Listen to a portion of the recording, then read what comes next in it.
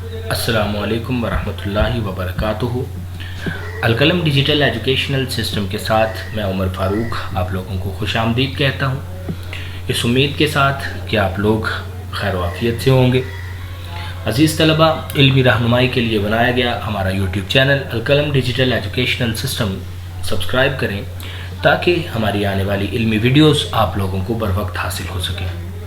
अज़ीज़ तलबा, आज हम आला सानवी इंटरमीडिएट साल अव्वल की सरमाया उर्दू को पढ़ेंगे और इसके लेक्चर्स का बाकायदा आगाज़ करेंगे। लेकिन इससे पहले कि हम सरमाया उर्दू का बाकायदा आगाज़ करें, मैं चाहता हूं कि हम लोगों को थोड़ी सी शनासाई उर्दू ज़ुबान से मुताल्लिक़ होनी चाहिए। अज़ीज़ तलबा, उर्दू वो ज़ुबान है कि जिससे मुताल्लिक़ मुख्तलिफ़ शुआरा ने अपने अपने अंदाज में इसकी अहमियत को उजागर करने की कोशिश की है। जैसा कि यहाँ पर आप लोगों के सामने दाग दहलवी का एक शेर मौजूद है। नहीं खेल है दाग यारों से कह दो कि आती है उर्दू ज़ुबान आते आते। एक और शेर आप लोगों के सामने, वो इत्रदान सा लहजा मेरे बुज़ुर्गों का, रची बसी हुई उर्दू ज़ुबान की खुशबू। इन दो अशार में ना सिर्फ शायर ने अपनी उर्दू ज़ुबान से मुताल्लिक़ उसकी अहमियत से मुताल्लिक़ उसको उजागर करने की कोशिश की है, बल्कि इससे नीचे जो शेर ज़िक्र है उसमें शायर ने अपनी नस्ल नौ में बढ़ती हुई उर्दू ज़ुबान से मुताल्लिक़ जो उससे मुँह फेरने की रविश है उसको भी बयान किया है। मेरे बच्चों में सारी आदतें मौजूद हैं मेरी, तो फिर इन बदनसीबों को न क्यों उर्दू ज़ुबान आई। और उसके बाद शायर अभी भी पुरुम्मीद नज़र आ रहा है कि आज भी कुछ लोगों के उर्दू ज़ुबान से ताल्लुक़ रखने की वजह से मुझे उम्मीद है कि शायर यही समझता है कि शायद हम दोबारा से उर्दू के उस उरूज को हासिल कर सके। अभी तहज़ीब का नोहा न लिखना, अभी कुछ लोग उर्दू बोलते हैं। अज़ीज़ तलबा, इन सारे अशार में ना सिर्फ उर्दू की अहमियत को वाज़ेह किया गया है, बल्कि उसके साथ साथ नस्ल नौ में उर्दू से क़ता ताल्लुक़ी की जो रविश बढ़ती चली जा रही है उससे मुताल्लिक़ भी शायर ने अपने ख़यालात को सामने रखा है। और आखिरी शेर में शायर पुरुम्मीद नज़र आ रहा है। अज़ीज़ तलबा, आप लोगों को ये सामने नज़र आने वाली चारों तस्वीर, इन लोगों से बड़ी अच्छी तरीके से आप लोग वाकिफ़ होंगे। हो सकता है इनमें से कुछ की तस्वीर को आप ना समझ रहे हो, लेकिन मैं आप लोगों के सामने इन तस्वीर, ये जिन अज़ीम उर्दू के कारनामा निगारों में जिनका नाम आता है, उनमें सबसे अव्वल वली दक्कनी, उसके बाद मीर तकी मीर, फिर मिर्ज़ा गालिब और आखिर में शायर मशरिक़ अल्लामा मोहम्मद इकबाल है। अज़ीज़ तलबा, ये उर्दू से मुताल्लिक़ उसकी अहमियत से मुताल्लिक़ मैंने सोचा कि कुछ अशार के ज़रिए आप लोगों को उसकी अहमियत बताएं। इसके बाद हम चलते हैं आगे। तो जिस ज़बान को आज हम उर्दू ज़ुबान बोलते हैं, या जो ज़बान हमारे सामने उर्दू के नाम से मशहूर है, उसके कुछ पहले नाम थे। ज़ाहिर है वो सीधा आज उसका डायरेक्ट नाम उर्दू तो नहीं हुआ, तो शुरू से वो कभी हिंदी, हिंदवी, दहलवी, गुजरी, दक्कनी, रेख्ता। मैं ज़्यादा उर्दू के तारुफ़ की तरफ जा रहा हूँ क्योंकि हमारा लेक्चर उर्दू की तारीख़ को पढ़ना नहीं है, लेकिन फिर भी इतनी सी शनासाई हर उर्दू के तालिब इल्म को होनी चाहिए कि ये किसके नाम थे। ये जिस तरतीब से मैंने रखे हैं, ये नाम लिखे हैं, तकरीबन इसी तरतीब से हमें तारीख़ की किताबों में मिलते हैं। सबसे पहले उर्दू को हिंदी, हिंदवी कहा जाता था, फिर उसके बाद दहलवी, गुजरी, दक्कनी, रेख्ता, और फिर रेख्ता जिस ज़बान को कहा जाता था आज उसी को उर्दू कहा जाता है। बड़ा अहम सवाल है वो पेपर के हवाले से। उर्दू तुर्की ज़बान का लफ्ज़ है, इसके माना लश्कर के हैं। तो ये पेपर का एक MCQs होता है, ना सिर्फ यहाँ पर बल्कि बहुत सारे मुकाबले के इम्तिहानात में भी ये सवालात पूछे जाते हैं। तो इतनी सी रहनुमाई करना मैं अपनी इसको ज़िम्मेदारी समझता हूँ। अब चलते हैं जी मज़ीद हम इंशाअल्लाह बग़ैर वक्त को ज़ाया किए अपनी सरमाया उर्दू की जानिब। तो हमारे आज का जो लेक्चर है, आज का जो सबक है, उसके दो मकासद हैं। सबसे पहले हम किताब का जायज़ा लेंगे, फिर उसके बाद हम इम्तिहानी पर्चे का जायज़ा लेंगे।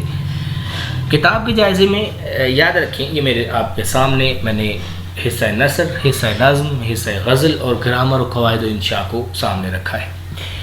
किताबें आप लोगों के पास मौजूद होंगी, उसको रखें, सामने रखें। अगर नहीं होंगी तो आप लोग उसको ख़रीदें या इंटरनेट से पंजाब टेक्स्ट बुक बोर्ड की वेबसाइट से आप उसे डाउनलोड करें, ताकि आप लोग अपना कीमती वक्त बचा सकें। हिस्सा नसर में उसवा हसना, अपनी मदद आप, सर सैयद के अखलाक व खसाइल, अबुल कासिम ज़हरावी, अदीब की इज़्ज़त, ओवरकोट, सिफारिश, चराग के लो, मकतूबात गालिब, मकतूबात इकबाल, लाहौर का जुग्राफिया, दोस्ती का फल, क्या वाकई दुनिया गोल है, और आना घर में मुर्गियों का, ये आपके सामने हिस्सा नसर में से मैंने पेश किया। इसके बाद हिस्सा नज़म की बारी आती है। तो हिस्सा नज़म हम्द, नात, तस्लीम और रज़ा, मैदान करबला में सुबह का मंज़र, मुस्तक़बिल की झलक, बरसात, हिलाल इस्तिक़लाल, ख़िताब बजवानान इस्लाम, पैगाम, एब्स्ट्रैक्ट आर्ट, क़तात, लोकल बस और वहदानियत है। उसके बाद हिस्सा गज़ल की जानिब आए। मीर तकी मीर, ख्वाजा हैदर अली आतिश, मिर्ज़ा ख़ान दाग़, मोमिन ख़ां मोमिन, हसरत मुहानी, फैज़ अहमद फैज़, अहमद नदीम कासमी। तो इनकी दो गज़लें जो हैं वो आपको अपनी उर्दू की किताब में मिलेंगी। उसके बाद हम आगे चलते हैं। ग्रामर में क़वाइद इंशा में हम क्या पढ़ेंगे? शेरी इस्तिलाहात को पढ़ेंगे, जो कि अमूमन तलबा नाहम दहम में पढ़ाते हैं, लेकिन हम इसको यहाँ पर ज़्यादा डिटेल में देखेंगे कि शेरी इस्तिलाहात होती क्या है और उनको मुख्तलिफ अमसिला से पढ़ने की कोशिश करेंगे। अदबी इस्तिलाहात को देखेंगे, तज़कीर व तानीस को देखेंगे, दरख्वास्त है, रसीद है, मुकालमा निगारी है, रुदात है और तलखीस निगारी है। तो ये हमारे सामने कुल मिलाकर पूरा बोर्ड का पेपर है, इसी में से ही आपका पेपर आता है जी। हमारे सामने अब चूँकि हमने सबक के 2 हिस्से रखे थे, पहला हिस्सा था किताब का जायज़ा, उसको हमने मुकम्मल किया। अब हम इम्तिहानी पर्चे की जानिब चलते हैं। तो इम्तिहानी पर्चे में हम देखते हैं कि हमारे पास सवालात क्या आते हैं। सबसे पहले हमारा जो सवाल होता है हिस्सा मारूसी का, उसके बाद अशार की तशरीह का, फिर अशार की तशरीह होती है, लेकिन दोनों में फ़र्क ये है, ये हिस्सा अव्वल है, ये हिस्सा दोम है। हिस्सा अव्वल हिस्सा नज़्म में से होता है और हिस्सा दोम हिस्सा गज़ल में से होता है। उसके बाद इक़्तिबास की तशरीह है, उसके बाद सबक का खुलासा है, फिर नज़्म का खुलासा है, फिर मुकालमा है या रुदात है, उसके बाद दरख्वास्त या रसीद है, और फिर उसके बाद तलखीस है। इनको हम फर्दर आगे जाकर इंशाअल्लाह डिस्कस करते हैं, पढ़ते हैं, देखते हैं उसको। तो ये आप लोगों के सामने सवालात हो गए। सवाल नंबर 1 हिस्सा मारूज़ी, सवाल नंबर 2 अशार की तशरीह, सवाल नंबर 3 इक़्तिबास की तशरीह, सवाल नंबर 4 सबक का खुलासा, सवाल नंबर 5 नज़्म का खुलासा, सवाल नंबर 6 मुकालमा या रुदात, सवाल नंबर 7 दरख्वास्त या रसीद, सवाल नंबर 8 तलखीस निगारी।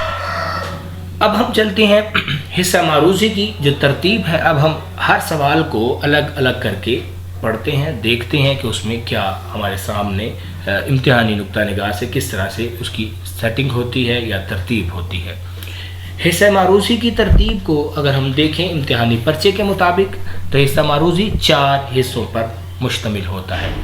पहला हिस्सा शेरी इस्तिलाहात होती हैं, दूसरा हिस्सा अदबी इस्तिलाहात होती हैं, तीसरा हिस्सा दरसी किताब में से MCQs आते हैं, और ये याद रखें ये सिर्फ नसर में से आते हैं, नज़्म या गज़ल में से नहीं आते। उसके बाद सवाल नंबर इसका चौथा हिस्सा तज़कीर व तानीस से मुतालिक होता है।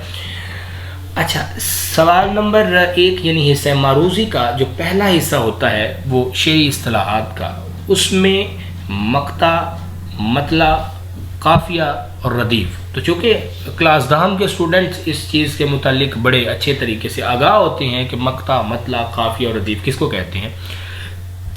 इसी का दूसरा हिस्सा अदबी इस्तिलाहात पर मुश्तमिल है, जिसमें तशबीह, तलमीह, इस्तिआरा है। इसी का तीसरा हिस्सा दरसी किताब में से होता है। इसका चौथा हिस्सा तज़कीर व तानीस में से आता है। तज़कीर व तानीस आसान कर देता हूँ, तज़कीर व तानीस बुनियादी तौर पे मुज़क्कर मुअन्नस को कहते हैं, लेकिन यहाँ पर ज़रा मुज़क्कर मुअन्नस उसूल व क़वानीन के साथ होते हैं। जिस तरह से आप बिल्कुल छोटी क्लासेस में पढ़ के आए हैं, वैसे मुज़क्कर मुअन्नस नहीं आते कि मुज़क्कर हो और उसका मुअन्नस बनाए, ऐसा नहीं होता, बल्कि यहाँ पर उसके उसूल व ज़वाबित को, उसूल व क़वाइद को मद्देनज़र रख कर सवालात किए जाते हैं। आगे चलते हैं जी। हिस्सा इंशाइया हमारा कुल 80 नंबर का होता है। اس میں سوال نمبر 2 اشعار کی تشریح یعنی حصہ نظم میں سے آتا ہے، ان کی میں نے الگ الگ جو نمبروں کی تقسیم ہے وہ بھی رکھی ہے۔ 4 نمبر ایک شعر کی تشریح کے، 4 دوسرے شعر کی تشریح کے، اور 2 نمبر آتے ہیں آپ کے اس کے شاعر کے نام اور نظم کے عنوان کے۔ سوال نمبر 2 حصہ دوم میں سے یعنی اسی کا دوسرا حصہ ہے، اشعار کی تشریح ہوتی ہے غزل کی۔ اس میں آپ کو 3 اشعار آتے ہیں، تینوں ہی آپ کو کرنے ہوتے ہیں اور ہر شعر کے 3 نمبر ہوتے ہیں اور 1 نمبر آپ کو شاعر کے نام کا بتانا ہوتا ہے۔ سوال نمبر 3 یعنی اقتباس کی تشریح ہے، یہاں پر آپ کو 2 اقتباسات آتے ہیں، آپ کو 1 اقتباس کی تشریح کرنا ہوتی ہے لیکن سیاق و سباق کو مد نظر رکھتے ہوئے۔ تو 2 نمبر آپ کو حوالہ متن کے ملتے ہیں، 3 نمبر آپ کو سیاق و سباق کے ملتے ہیں اور 10 نمبر آپ کو تشریح کے ملتے ہیں، کل ملا کر یہ 15 نمبر بنتے ہیں۔ سوال نمبر 4 سبق کا خلاصہ۔ سبق کا خلاصہ یقیناً آپ کو پتہ ہے کہ جتنا اس کا اصل متن ہے اس سے 3 گنا کم کر کے لکھنا ہے آپ نے، یعنی اس کا تیسرا حصہ آپ نے لکھنا ہے۔ تو سبق کا خلاصہ 10 نمبر پر مشتمل ہے، اس کی نمبروں کی تقسیم آپ کے سامنے ہے۔ سوال نمبر 5 نظم کا خلاصہ 5 نمبر پر اس سے مشتمل ہے۔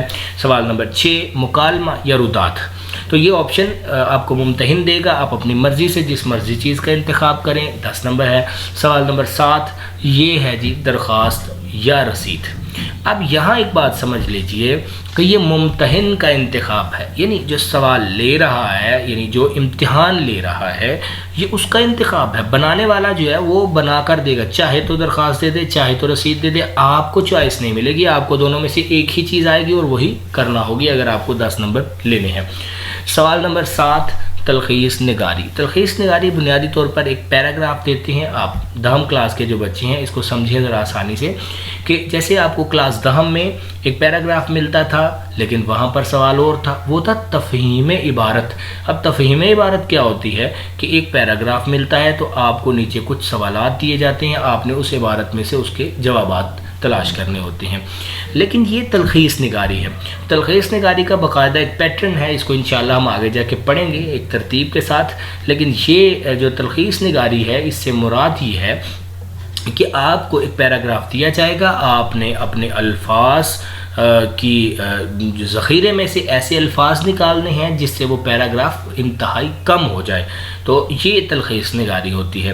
تو امید کرتا ہوں کہ آپ کو یہ جو میں نے آپ کے سامنے پیپر سکیم کو مد نظر رکھتے ہوئے جو چیزیں آپ کے ساتھ شیئر کرنا ضروری تھی وہ میں نے آپ کے سامنے رکھی ہیں، تو بہت امید کرتا ہوں کہ آپ لوگوں کو اس سے متعلق اگر کوئی پریشانی رہ بھی گئی ہوگی تو آپ اس کو نکال لیں گے، اور اس کا جو سوالات ہیں وہ آپ ضرور اپنے سوالات بھیجیں تاکہ ہم ان کے جواب تیار کر کے آپ کی اگلی آنے والی ویڈیو میں پہلے ہم ان جوابات کو آپ کے ساتھ ڈسکس کریں گے، شیئر کریں گے، اور اس کے بعد جو ہے وہ پھر ہم انشاءاللہ آگے پڑھیں گے۔ اب آگے ہم کیا پڑھیں گے؟ اگلے سبق میں انشاءاللہ ہم شعری اور ادبی اصطلاحات کے تعارف کو دیکھیں گے، شعری اور ادبی اصطلاحات ہوتی کیا ہیں۔ یقیناً آپ نے یہ پہلے پڑھا ہوا ہے لہٰذا ہمیں اتنی زیادہ دقت پیش نہیں آئے گی، ہم صرف اس کے بالکل چیدہ جو نکات ہیں ان کو دیکھیں گے، ان کی مثالوں کو دیکھیں گے، اور پیپر میں آنے والے جو امتحانی حوالے سے جو سوالات پہلے آئے ہوئے ہیں ان کو سامنے رکھیں گے تاکہ آپ کو کسی طرح کی مشکل پیش نہ آئے۔ امید کرتا ہوں کہ آپ کو اس سبق سے متعلق جو چیزیں میں نے آپ کے سامنے رکھی سمجھ میں آئی ہوں گی، اگر نہیں آئی تو جیسا کہ میں نے آپ کے سامنے کہا کہ آپ سوالات کریں تاکہ ان کے جوابات تیار کر کے آپ کو کسی بھی حوالے سے جو پریشانی ہے اس کی تشفی کروائی جا سکے، اپنے گھر والوں کا اور اپنے رشتہ دار احباب کا، اور خاص طور پر آپ کے ارد گرد اگر کوئی بیمار ہے ان کے لیے اللہ تعالیٰ سے دعا کریں، اور ساتھ ہی ساتھ ایک دعا آپ اپنے اس ادارے القلم ڈیجیٹل ایجوکیشنل سسٹم کے لیے، تاکہ اللہ تعالیٰ ان کو توفیق دے، ان کے ساتھ جڑے ہوئے تمام اساتذہ کو توفیق دے کہ وہ لوگ مزید علمی ویڈیوز بنا کر آپ لوگوں کی علمی رہنمائی کر سکیں۔ السلام علیکم ورحمۃ اللہ وبرکاتہ۔ شکریہ۔